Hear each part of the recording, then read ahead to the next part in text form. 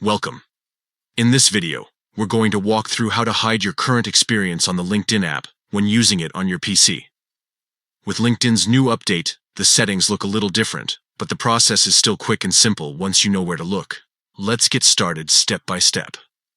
First, open up the LinkedIn app on your PC. Once it loads, head over to the top right corner of your screen, where you'll see your profile picture under the Me icon. Click on that icon to open your profile menu. From there, select View Profile.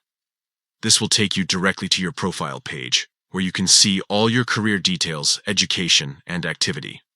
Now, look carefully near the top right of this section. Next to where it says Public Profile and URL, you'll notice a small Edit icon. Go ahead and click on that icon. When you click, a new page will appear, giving you control over what parts of your profile are visible to others. On the right-hand side, you'll notice different options for visibility. Scroll down until you find the section that says Current Experience.